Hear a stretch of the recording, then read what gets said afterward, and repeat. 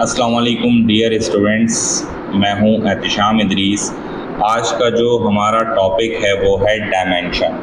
Dimension एक philosophical word है और इस फ़िलासफ़िकल वर्ड को डिफरेंट जो है वो सब्जेक्ट्स में डिफरेंट डेफिनेशन से डिफ़ाइन किया जाता है। जैसे लिटरेचर में डायमेंशन का मतलब होता है लाइन और डायरेक्शन। जब हम मैथमेटिक्स की बात करते हैं तो मैथमेटिक्स में डायमेंशन का मतलब होता है एक्सिस, यानी X axis, Y axis, Z axis. और इन एक्सिस के लिहाज से अगर कोई ऑब्जेक्ट लाइन पर है तो हम कहेंगे कि ये वन डायमेंशनल है। अगर कोई ऑब्जेक्ट प्लेन पर है तो हम कहते हैं ये टू डायमेंशनल है। और इसी तरीके से कोई सॉलिड ऑब्जेक्ट आपके पास मौजूद हो किसी स्पेस में तो हम कहते हैं कि ये थ्री डायमेंशनल ऑब्जेक्ट है।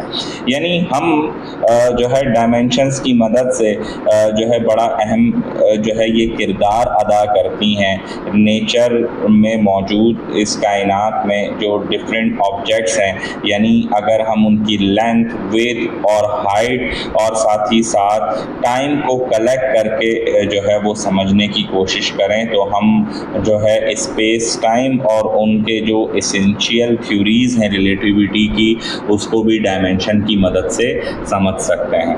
फिर हमारे पास जो फिज़िक्स है, फिज़िक्स के अंदर जो है वो डायमेंशन की क्या डेफिनेशन है। फिज़िक्स में हम कहते हैं कि डायमेंशन जो है वो मेजरमेंट होती है फिज़िकल क्वांटिटीज़ की, और हम आपके पास फंडामेंटल प्रॉपर्टीज़ जो है ऑब्जेक्ट्स की उनको डिफ़ाइन कर सकते हैं। फिर इसी तरीके से डायमेंशन की जो सेकंड डेफिनेशन है वो है डायमेंशंस आपके पास पावर्स होती हैं फिज़िकल बेस क्वांटिटीज़ के ऊपर। अब आपके पास ये जो पावर्स हैं फिज़िकल बेस क्वांटिटीज़ की ये किस तरीके से आती हैं और हम इनको डायमेंशन क्यों कहते हैं इसको मैं डिफ़ाइन करूँगा जब मैं इनको प्रूव करूँगा। फिर मैंने यहाँ कुछ फंडामेंटल क्वांटिटीज़ जो हैं वो 7 उनको यहाँ लिखा और इनको मैंने फंडामेंटल क्वांटिटीज़ और डिराइव क्वांटिटीज़ को एक अलग जो है वो जो है वीडियो में तफसील से डिफ़ाइन किया है। आप वहाँ जाकर उस वीडियो को देख सकते हैं। फिर हमने यहाँ पर जो क्वांटिटीज़ थी उनके एसआई यूनिट्स और उनकी डायमेंशंस को यहाँ लिखकर बताया। अब क्या फ़र्क है आपके पास यूनिट और डायमेंशन में? असल फ़र्क जो है वो आप कह लो कि ये है कि हम डायमेंशंस के अंदर क्वालिटेटिव जो है वो एनालिसिस बताते हैं और यूनिट्स हमें क्वांटिटेटिव एनालिसिस जो है वो बताते हैं फिज़िकल क्वांटिटीज़ की। यानी लेंथ को आप metre, centimetre, kilometre, foot, inch, light year इसमें मेजर करते हैं, ठीक है। और उसकी जो इन सब की जो डायमेंशंस हैं वो लेंथ है। इसी तरीके से मास है, इसको ग्राम, किलोग्राम में मेजर करते हैं और उसकी डायमेंशन जो है वो एम है। टाइम है, ठीक है, इसी तरीके से इसको मेजर करते हैं सेकंड में, आवर्स में, मिनट में, लेकिन इन सब की डायमेंशन जो है वो आपके पास क्या है, टी है। तो इसी तरीके से हमने इस टेम्परेचर की डायमेंशन लिखी जिसको हम के से और थीटा से, इलेक्ट्रिक करंट को ए से भी और आई से भी आप क्या कर सकते हैं, डिफरेंट बुक्स में आई से लिखा जाता है इसके डायमेंशन को, मोल को एन से और ल्यूमिनस इंटेंसिटी ऑफ लाइट को जे से। अब जो हमारे पास डिराइव क्वांटिटीज़ होती हैं उनकी डायमेंशंस को हम इन फंडामेंटल क्वांटिटीज़ की डायमेंशन से क्या करते हैं, हासिल करते हैं या उनके यूनिट से हम उनको फाइंड आउट करते हैं। अब हम इनको देख लेते हैं। अब डायमेंशन देखिए स्पीड की, स्पीड का और वेलोसिटी का क्या फार्मूला है, डिस्टेंस और डिस्प्लेसमेंट अपॉन टाइम।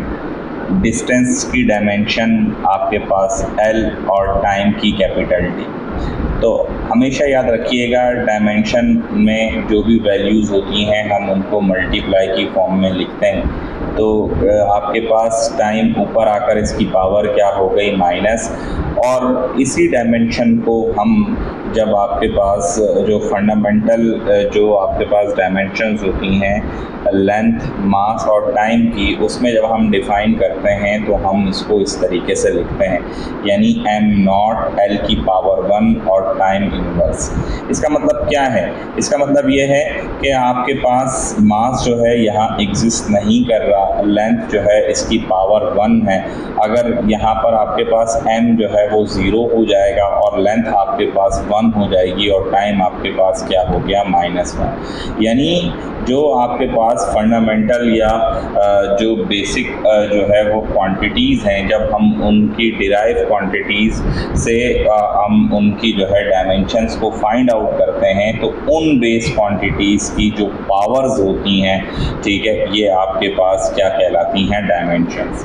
फिर इसी तरीके से एक्सेलरेशन हमारे पास क्या होता है, change in velocity upon time. Speed की डायमेंशंस हमने मालूम की, आपके पास क्या डायमेंशन थी ये हमने निकाली, ठीक है, लेंथ, टाइम इनवर्स, ठीक है, स्क्वायर ब्रैकेट में लिखते हैं डायमेंशन को, और टाइम की कैपिटल टी, तो आपके पास क्या हो गई, एल टी की पावर, देखो यहाँ 1 थी, ऊपर आकर -1, तो आपके पास ये दोनों बेसिस सेम पावर्स ऐड हो गई तो -2।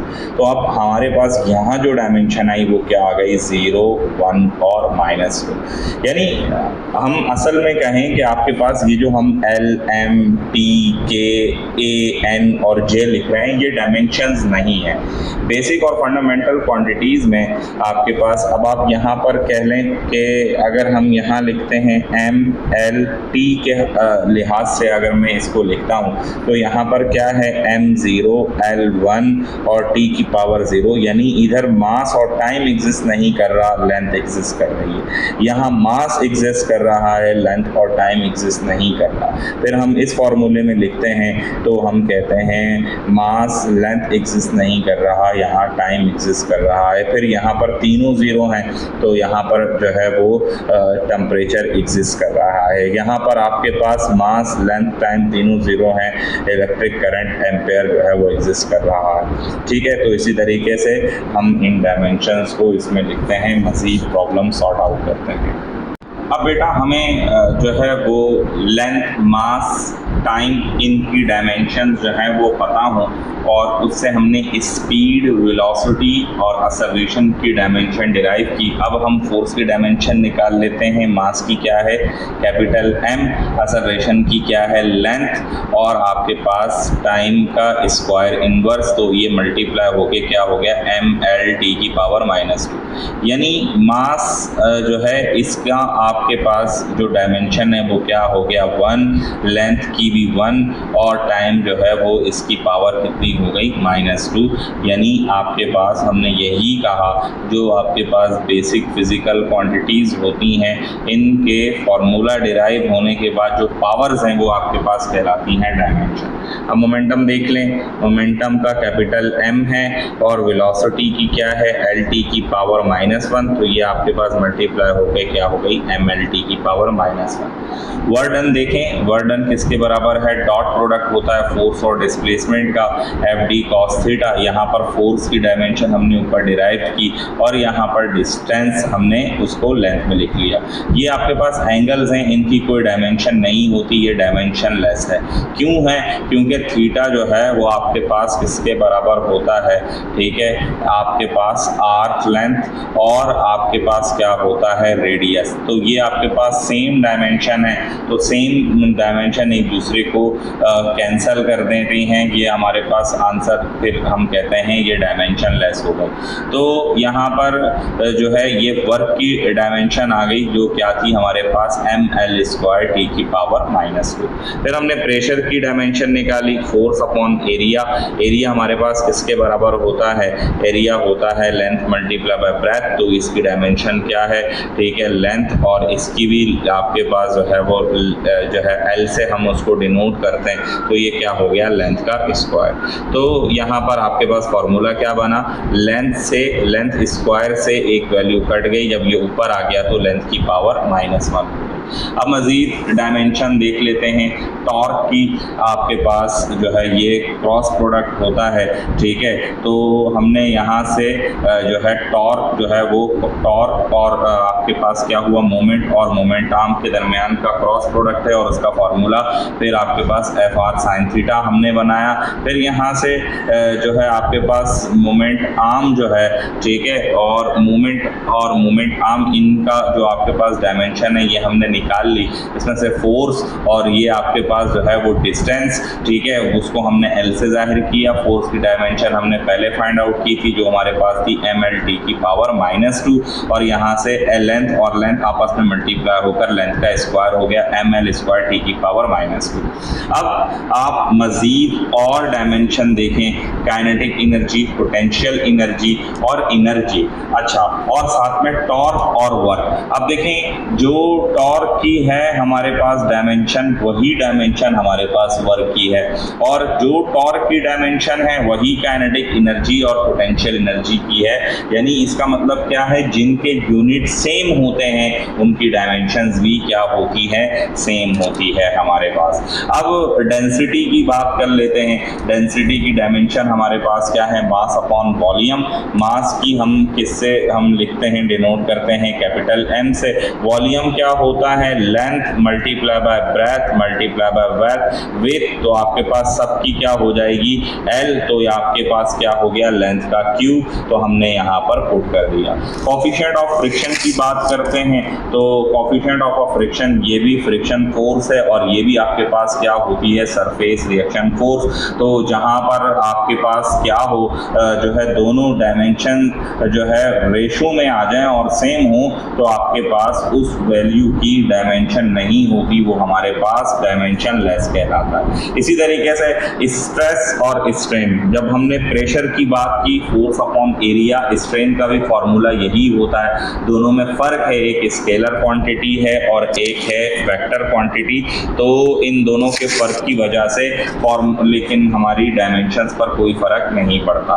तो स्ट्रेन की बात कर लेते हैं, change in length upon length आपके पास होता है। दोनों जो है इसको हम जिस सिंबल से जाहिर करते हैं ये हमारे पास कहलाता है जो है वो एप्सिलॉन, ठीक है। तो ये मैंने गलत लिख दिया था, फिर मैंने इसको करेक्ट करके यहाँ लिख दिया।